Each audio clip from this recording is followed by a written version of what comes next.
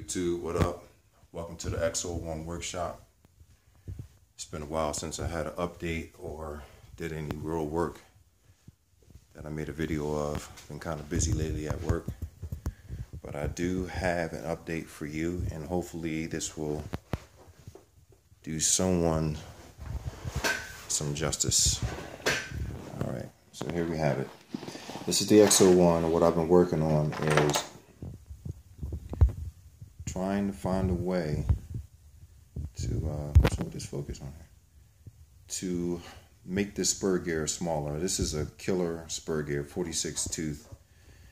I'm thinking if I can get a smaller spur gear on there, of course I would get bigger speeds. So that was my quest, to try to work on a way to be able to figure that out. So I came up with something. After numerous attempts, this is the same part that's inside of the Xo1 spur gear assembly, and I was just messing around trying to find my way with it to see what type of distance I had between this part and the actual diff that this slides into, to see what I could do, if anything could be done, besides going to a machine shop and having them make up something crazy. So I was able to find a way. So what I came up with is I used the slash. They're almost the same, but the slash is longer than the Xo1. You can see the size comparison. It's much longer, much longer than the Xo1. Which, at first glance, I mean, you see the length on it. You're like, oh man, that's going to be a no-go. But it turned out pretty good. Okay, so what I did is I took this and I made a flat spot on it. I actually stuck this part into the diff and then measure. I made a little line on that, and that measured from this point on back where my flat spots would be, so I can put my grub screws in there. After I did, well, just one flat spot is all you need. After I did that, I realized that this piece right here was too long. So I had to shave it down. So I shaved it down well, actually I kind of cut off a little bit of the grub screw hole, but it's enough there that you can screw the grub screw down tight and like really screw down on it without it stripping out, so you'll be fine. So I had to shave that down a little bit, and so far it came out pretty good. Now, the only thing we're dealing with is the length. Because mind you, when I put this in here, you see how far it's up. I mean, this blue shaft came all the way back here. So the easiest thing at that point to do was to cut the shaft, which I did. So I cut the shaft, and I was able to get this to work. Get it to work, and it's nice, dog. When I tell you, everything is good with it. Can you imagine the speeds that I should get with a smaller spur on the Xo1 besides that 46 tooth? Now this motor that I got is only a 1440 kV, so the kVs are pretty low. So that'd be the only way that I'll be able to get around that, to be able to get some bigger speeds out of it. Once again, I redid the Xo1 over again. I took out the R snake because that thing seen its last days. In fact, speaking of the R snake,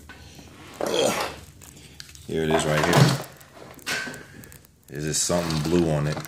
I'm not sure what happened with it, but you know, you can see something burnt up in there.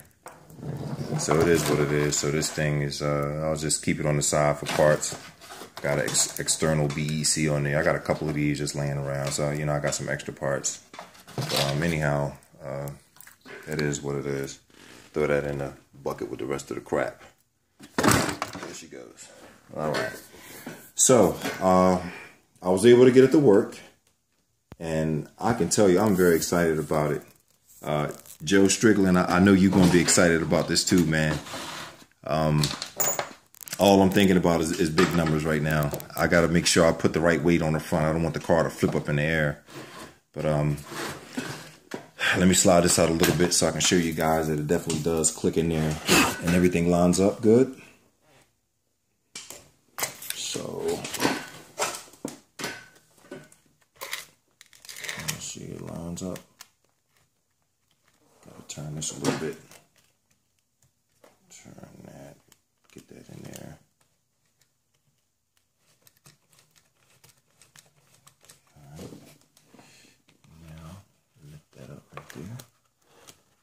Get that up on there. Wait a minute, I use one hand. There you go.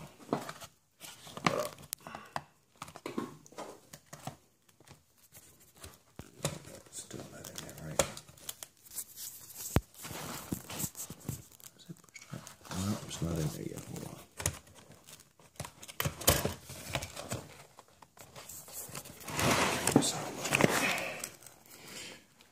It's a bitch doing this with one hand. Might have to put the phone down.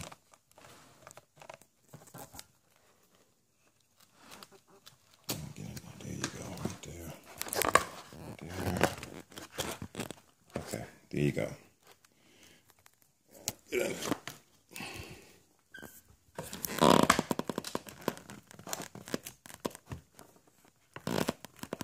Okay, so she's pretty much in there. You can see the holes are lined up. So all I gotta do is just screw it down and see what it does. And so far, that's what it is. Got another guest surprise for you. Got the SP40s. Want to see how they work? Packs of them. They're actually a lower profile than the BSRs. I was trying to find something a little shorter to get good speeds. Like the GRPs are excellent tires, but they just don't hold up over a certain speed. They start blowing up. So, ladies and gentlemen, this is the Tap Money Boogie car. Well, parts of it is from the Tap Money car. This is the car that hit the brick wall at 140 miles an hour and just obliterated into pieces. I got a lot of new stuff in there, new drive shaft. I got a brand new XLX I put in there. I was able to bend the motor mount back, use that. The motor was still good. The other motor mount back there, I was able to use that. This box, I was able to use that. That was good. I got brand new discs on the front of it. And one of them is from the Joe Strickland car. I was able to use some pieces off of that. What else we got here? I was also able to use the shocks off of the Joe Strickland car. I got them set up where as though when I'm doing the speed run, once the wind starts pushing down on the car, it's only going to go down so much. And it shouldn't scrape the ground. It's nice and stiff. Just a little bit of range of motion, not much. Nice and stiff for that. The back of it, sitting pretty. Everything's set up nice. It got the diff nice and lubed up. She's nice and stiff. A little bouncy, nice and stiff. I was able, thanks Saga Customs for that. Appreciate it.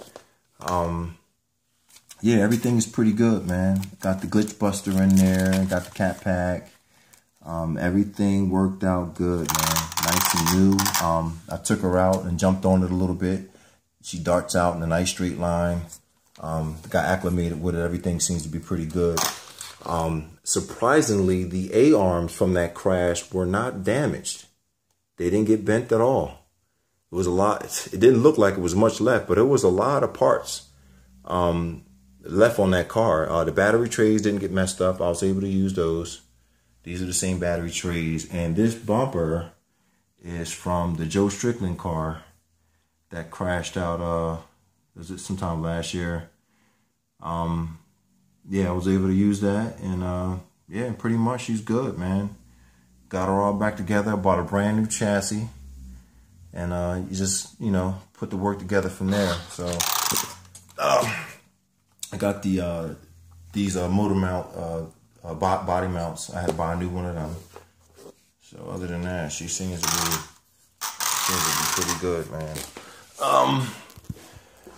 The ESC that came out of the Tap Money card, which was broken in a million pieces, I sent that in to Castle Creation, and I sent it in as a repair job, so they sent me out a brand new one for 160 bucks. Can't beat that. So what I'm going to do is I'm going to turn the Vorzer into a GT. That's going to be exciting to do that. I'm going to get a nice body and put on it. All this stuff's coming off. This ESC is coming out, and I got to put a mount on top of this to put the XLXs going in this thing right here. We're going to get some better speeds with that. This thing right here, I want to run it first before I even show it, but I got a new ESC in there, and I want to see if it'll push this gearing that I put on there. So that'll be coming up sometime soon too. I got some bodies coming in from Delta Plastic. They sent me the wrong one. So this body right here fits great on the Slash. So I ordered another one. It's my little Magnum PI body. Ordered another one of those, and I'm going to paint it up this color right here. And after I'm done, I'll coat it with my Rhino stuff. This stuff is great, man. Puts a nice thick coating on the body. And nice thick coating, and it makes it pretty strong, man. I stumbled across this by mistake, but it is definitely something that I will be using.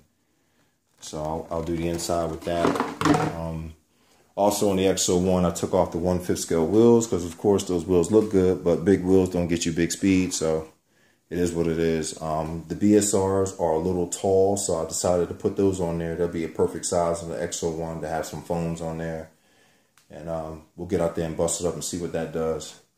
But pretty much that's it, man. That's my update.